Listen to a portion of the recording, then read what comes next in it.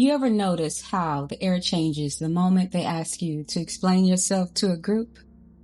The room gets colder, the exit looks further away, and suddenly your life, the things you saw, the things you felt, the things you survived, it's no longer a life, it's a statement, it's an allegation, it's something they plan to cross-examine.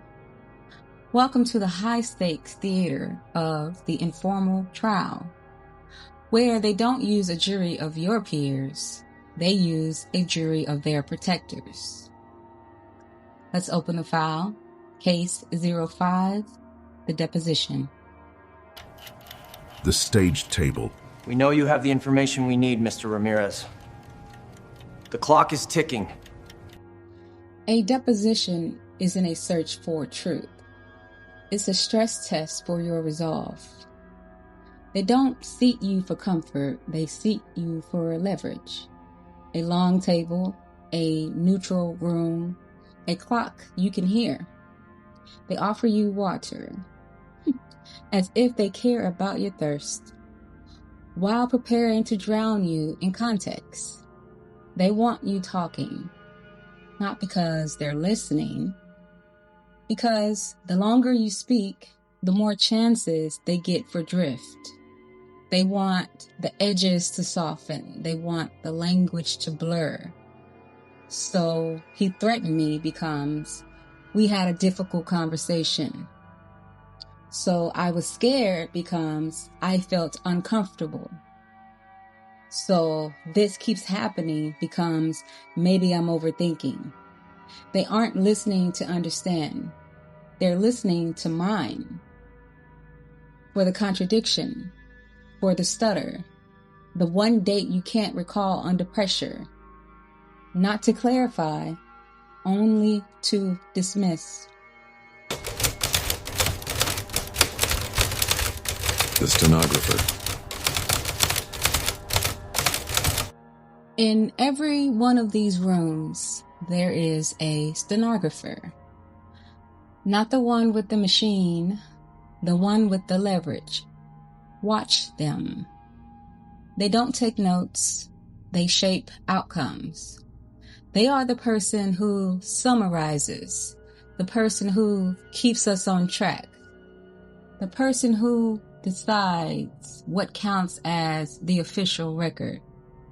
They don't just document reality, they domesticate it. They take a living event and convert it into language that cannot indict. When you say, I was terrified, the stenographer writes, witness expressed discomfort. When you say, this is a pattern, the stenographer writes, witness appears fixated on the past. When you say, I asked them to stop, the stenographer writes, communication issues on both sides. When you say, they threatened me, the stenographer writes, perception of hostility noted. When you say, they cornered me, the stenographer writes, encounter occurred in close proximity. Do you hear it? They don't deny the event. They drain the charge. They replace harm with vocabulary that sounds safe in a meeting recap. They trade accountability for process. They trade injury for concern. They trade violence for misalignment. That is not misunderstanding. That is transcription warfare. Because if it doesn't make it into their minutes, it didn't happen. And if it didn't happen, no one is accountable. They don't need to silence you. They just need to translate you into nothing. Administrative erasure. Clean, professional, bloodless. And everyone who reads the record later will swear you were fine because the stenographer didn't write a crime. They wrote a story the system can live with.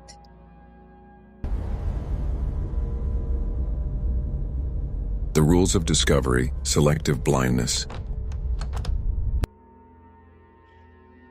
In a court of law, you get discovery. You get to see their cards. In a toxic system, Discovery is a one-way street. They don't investigate to find truth. They investigate to find leverage. They demand your phone, your messages, your reasons for being difficult. They want your chronology so they can edit your causality. They want your childhood, your stress level, your private thoughts. They ask you to perform vulnerability in a room that weaponizes it. But ask for their record. Ask for the meeting they had before you arrived. Ask for the group chat where they rehearsed the narrative. Ask for the emails where they joked about your sensitivity. Ask for the policy they selectively enforce. Ask for the prior complaints that look exactly like yours. Suddenly, the record is privileged. The server crashed. The memory faded. Suddenly, it's confidential. Need to know. Protecting privacy. Notice how privacy only exists when it protects them. Their history becomes a locked vault. Your history becomes a public park. They want your transparency so they can keep their opacity. They want you visible so they can fully stay undocumented. And once you are fully documented, they can misquote you forever. The evidence exhibits A to F. Let the record reflect. We are not dealing in vibes. We are dealing in exhibits. Not feelings, not impressions, artifacts. Exhibit A, the written trail. Text, timestamps, screenshots. The apology that arrives only after impact. The "I didn't mean it like that" that arrives only after the witnesses. Exhibit B, the witness coaching. The "just so you know" calls, the private pre-meetings, the heads-up messages that prime the room against you, the narrative that circulates before you ever enter the building. Exhibit C, the selective memory. They remember your tone perfectly. They forget the threat entirely. They remember your facial expressions, but they forgot the sentence that triggered it. Exhibit D, the missing record. Deleted messages, unsent warnings, side conversations labeled private, the "we'll handle it offline" that never appears in the log. Exhibit E, the reframed. They yelled becomes they were stressed. She threatened becomes she was emotional. You were harmed becomes you're sensitive. Abuse becomes conflict. Control becomes leadership. Sabotage becomes miscommunication. Exhibit F, the pattern of response. When you speak, the room doesn't investigate the act. It investigates the witness. And the combined weight of these exhibits establish cause, not confusion, not accident, procedure. The system isn't failing, it's functioning, and it's functioning against you. The jury deserves to know the state of your mind, Doctor. I was unstable. The impeachment. Character I as admit contraband. that I was unstable. If they can't break the facts, they break the source. They can't dissolve the evidence, so they contaminate the witness. They bring up a mistake you made 5 years ago to justify a crime committed against you yesterday. They call it context, pattern. They call it establishing instability. They call it concern. They even call it, "we just want to make sure you're okay." And every word is a glove. So they can touch your credibility without leaving fingerprints. They want the room to believe Because you are hurt, you are unreliable. Because you are angry, you are irrational. Because you are calm, you are calculated. They use your tone to bury your topic. We love to help, but your delivery is just so aggressive. We can't hear you when you're like this. You're making it too hard to support you. Translation: if you don't smile while we dissect you, you're the one holding a knife. And if you do smile, they call it manipulative, performative. Either way, you lose credibility. That's the point. They're not assessing your truth. They are building an excuse to dismiss it. Do you understand? Why? The cross-examination, the why trap. Why didn't you say something sooner? Why did you go back the next day?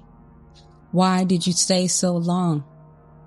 Why are you the only one complaining?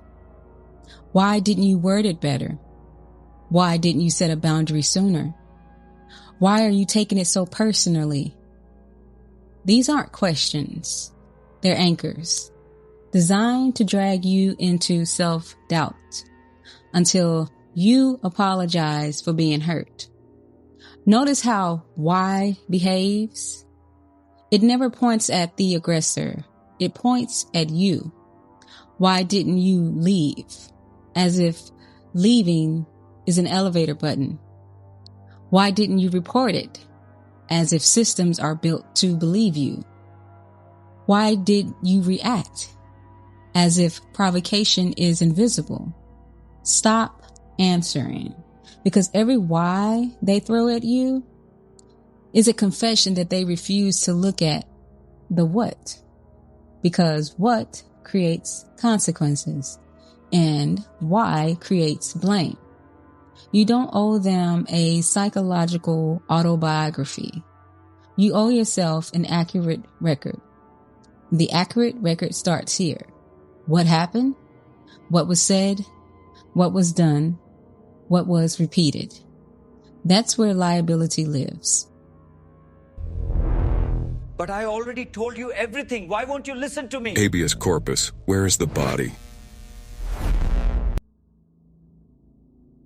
Habeas corpus means produce the body. Bring the person into view. Bring the injury into evidence. They want a trial without a victim. They want a resolution where everyone shakes hands and the status quo remains untouched. They want closure without contact with the damage. But the body is here. Look at the physiology. The way your nervous system learned the exits, the way your chest tightened before your mind caught up, the way your sleep became a crime scene. Look at the digital trail, timestamps, the pattern of apologies after damage. Look at the language shift, how you started choosing smaller words, safer words, words that wouldn't trigger retaliation. Look at the empty seats, the people who left before you, the ones nobody mentions by name. The evidence isn't subtle, it's screaming. And the only reason they need your testimony is so they can engineer a retraction. Because if you retract, the record clears itself. No crime, no consequence, no accountability. Just complicated, just misunderstood, just we did our best. But the body knows what happened, and the body is not a rumor.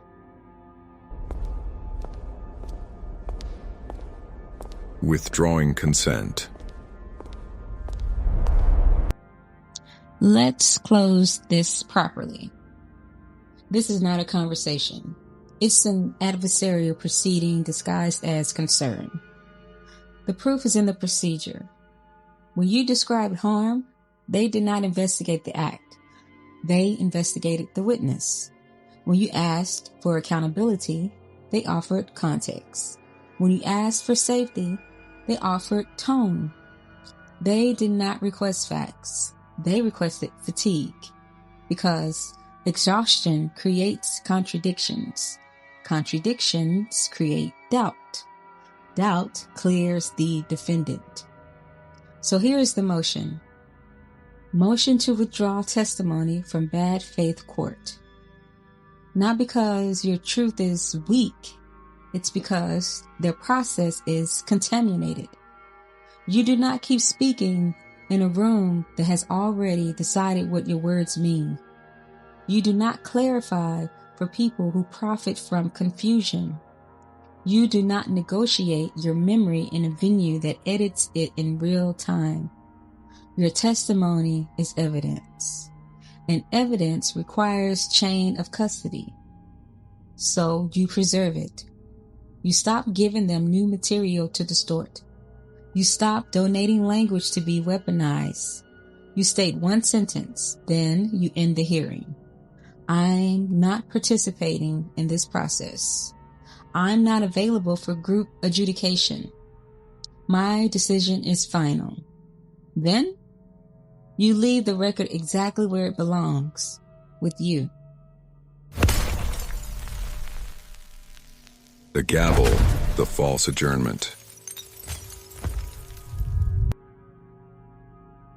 And they would try to end it with a gavel. Not a wooden gavel, a social one. We're done talking about this. Let's move forward. This is resolved. That's not closure. That's containment. Because a gavel isn't truth. It's authority. And when they try to defeat your facts, they will borrow authority to overwrite them. They'll call it final, so you'll doubt yourself. They'll call it peace, so you'll feel guilty for resisting.